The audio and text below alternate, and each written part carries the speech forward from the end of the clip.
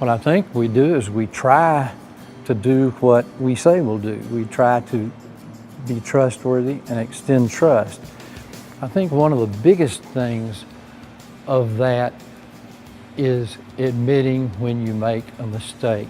And once you get the mistake on the table, then you ask the team, whether they're the team that you report to, the team that's your partners, or the ones that report to you in the classical way, to help you solve the problem.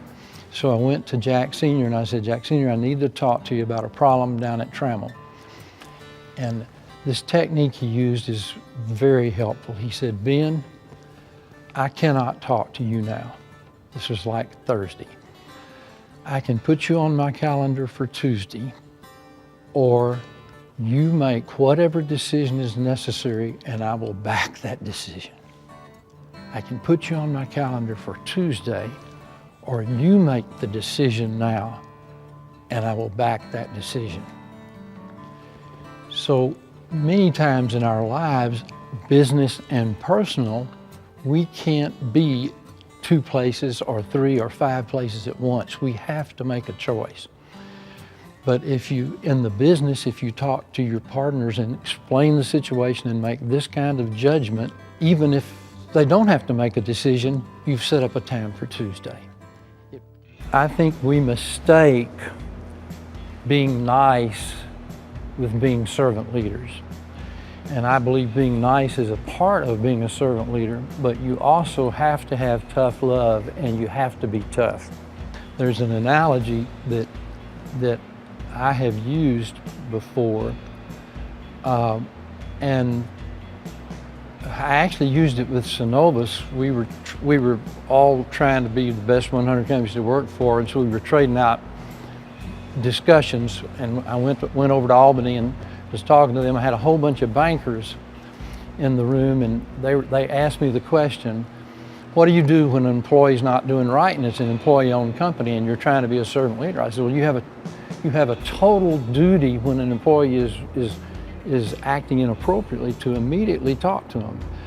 And I said, and you need to be fair, you need to be polite, but sometimes you have to be very, very firm. We must recognize that servant leadership has a tough component to it, or we will fail. Jack Lowe Sr. used to say, profits are just like breathing. If we don't have them, we die. If we don't have them, we cannot be servant leaders. We have in our leadership training crucial conversations. That's why we have crucial conversations. Communications and trust and love amongst one another, which means being honest sometime to a fault, is part of what makes us a servant-led company. I think we had a pretty good run, but I think the world is changing, and I think that the 30 to 40-year-olds of today are going to meet those challenges better than we did. They're going to see it in a new light, and they're going to probably be smart enough to jump over some of the older folks in our organization who decided they want to move to a lateral post, and to put some youth into the organization, because that spark of youth and that fresh idea, you can't beat it.